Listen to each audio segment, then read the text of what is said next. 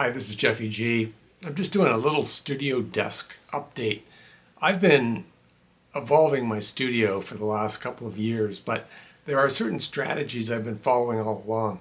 I got rid of a lot of my outboard gear, a mixing console, a rack with all kinds of effects in it, and I strategically decided that I wanted to go all digital for everything in my home recording studio. Initially, I was after the space-saving efficiency of doing a lot with a little, and that was attractive.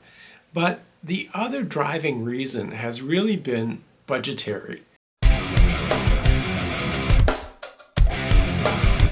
Started looking into preamps and outboard effects that were higher quality, even microphones that cost $2,000 or $3,000. And I noticed that in order to get studio quality outboard gear, it was going to cost me $20,000, $30,000, $40,000. That drove me to look at Universal Audio and their top market plugins and their emulations for all of these devices that I would otherwise buy manually. And I guess once you get hooked on that trend, you realize that, you can go virtual instruments for almost everything, and you can go with plugins for almost everything. And the end products you create are going to still be very high quality, much better than what you could have done 10 or 15 years ago. I find that a lot of producers call this in the box. That essentially means that you can do everything on your computer and you don't have to carry around a lot of outboard gear. That is the direction that I've chosen to go.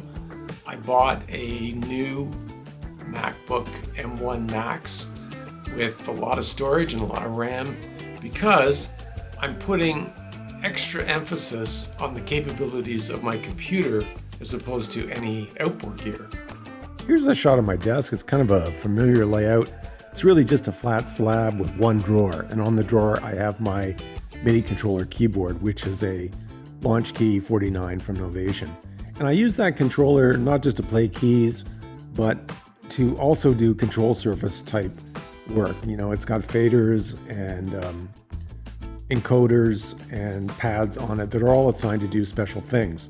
You can see by the orientation that I have a 4K screen on a pole, and it's height adjustable. And in front of it, I've got my MacBook Pro 16-inch.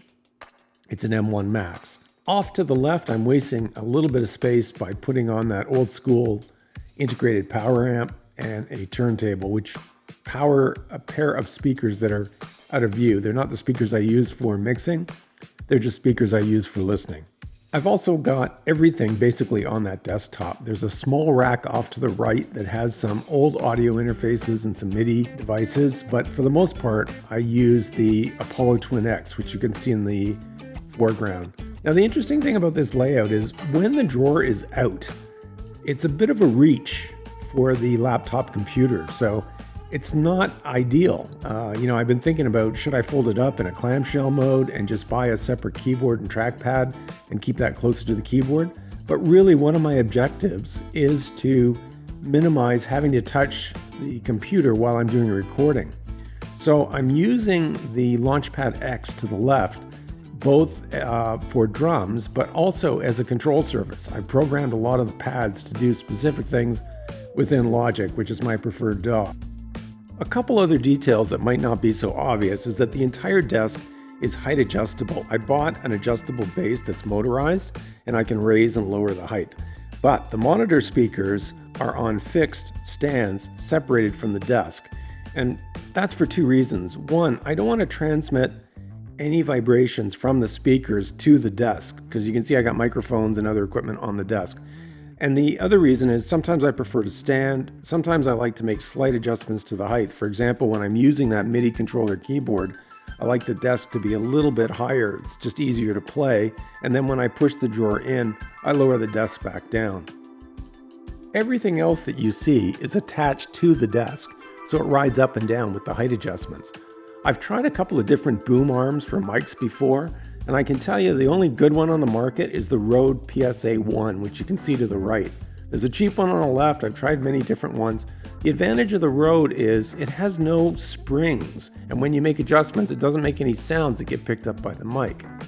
I'm one of those people determined not to buy a Shure SM7B, and instead, I'm using an SM58 with an extended foam cover on it, and I've done some EQ adjustments on the input. I use that for broadcast and voiceover. I don't sing vocals into it, but it's a really handy mic, and really I don't see why I need to spend the money on a Shure SM7B. There's also an older Apex condenser mic sitting on the desk. Sometimes I use that for voiceover as well. Now from this angle, you can kind of see how far the MIDI keyboard is from the keyboard and trackpad of my MacBook Pro. And this is, kind of the fundamental issue. When the drawer's pushed in, I can put my arms on the desk, and that's how I do the majority of my work. But when I'm recording MIDI or putting in drums or using the pads and the faders, the distance between these two things, it's a little bit problematic, so I may change that in the future. When I first got into home recording, the first audio interface I bought was a Motu Traveler, and you can see it in the background on the rack off to the right there. It's the blue device. And you know what? It was a great device. It had 8 inputs, it has 8 outputs, it has 4 preamps on it, but it is Firewire. Firewire's just, gone out of support. It's no longer all that useful. Along the way, I also bought a Motu 8 Pre, which you can see above it, and it is also Firewire. But what I've done is I've connected that Motu 8 Pre to my new Universal Audio Apollo Twin, and I've attached it via ADAT, so I get an extra 8 preamps, 8 channels, for a total of 10. And that Apollo Twin X has really been a game changer for me. It's just, a step up in quality from what I was used to. I love having the big knob and the controls handy there. I have 2 sets of speakers, I have different inputs, and it's just extremely logical in terms of the way you use it. Of course, that's part of my overall strategy to go entirely digital and mix everything in the box rather than having a console.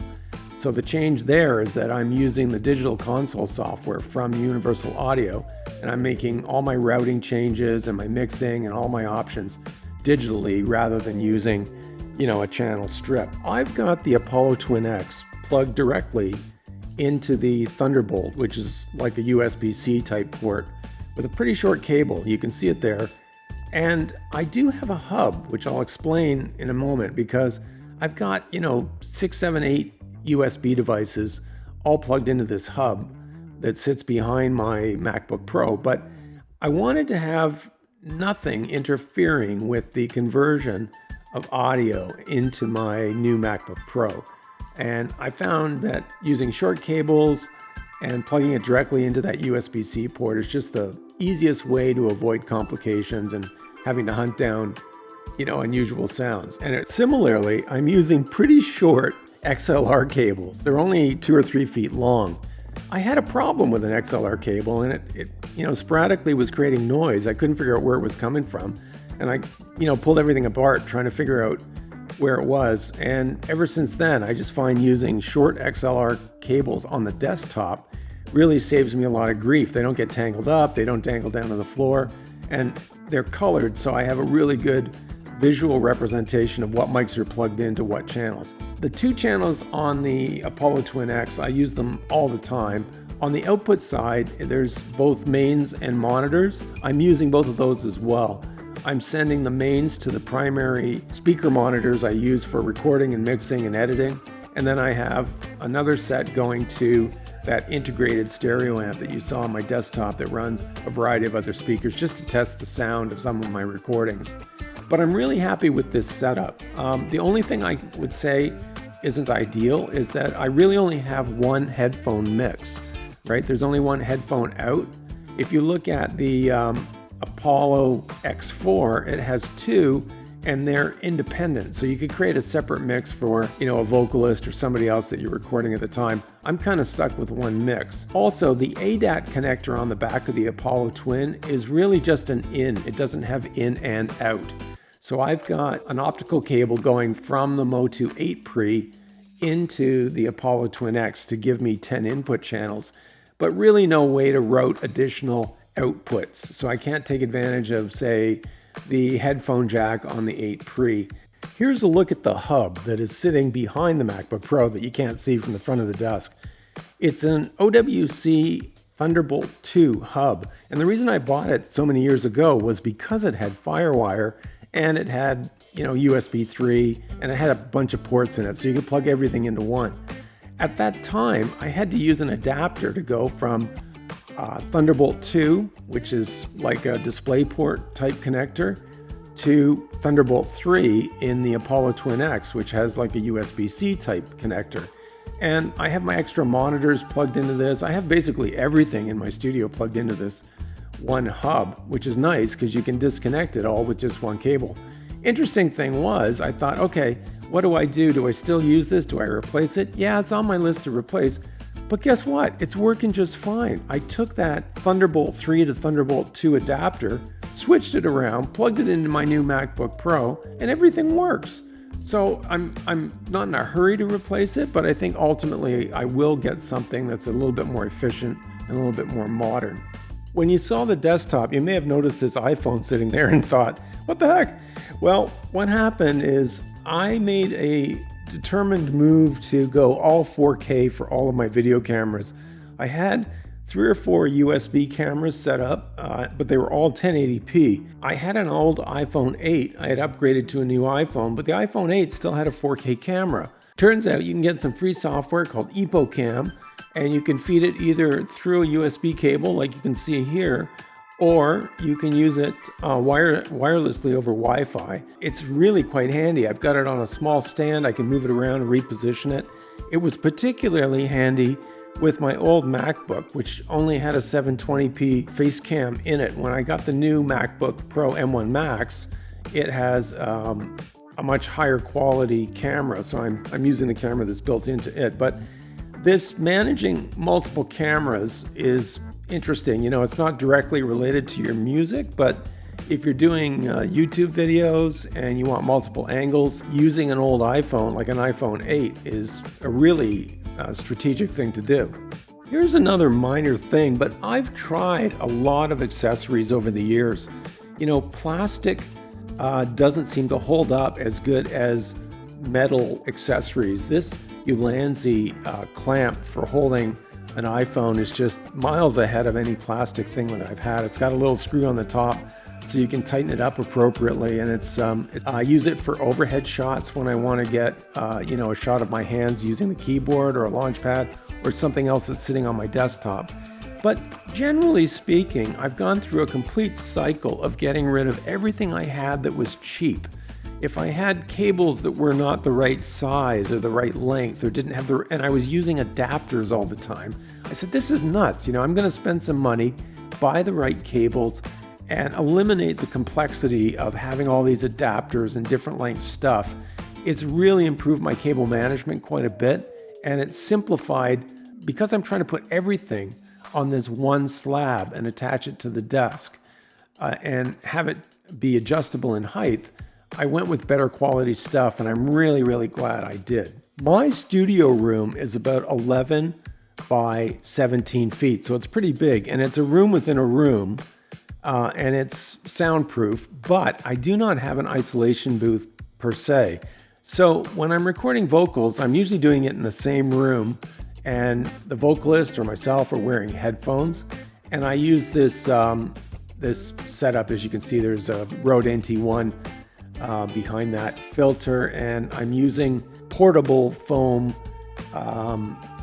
isolation to stop any noise from coming from behind the microphone. But it's really just the tip of the iceberg. I often use other rooms outside of my studio for recording purposes. For example, there's a room you can't see where I can put a guitar amp and mic it, and it's completely isolated from my studio, which is great. So there's an update of my studio desk. Of course, there's a lot more to this in-the-box recording. In another video, I'm going to go over all the virtual instruments I use, and if you're interested in that kind of stuff, you want to stay tuned. The best way to find out is click on the subscribe button and the notification button. If you like this video, click on the thumbs up. I greatly appreciate it. Thanks for watching.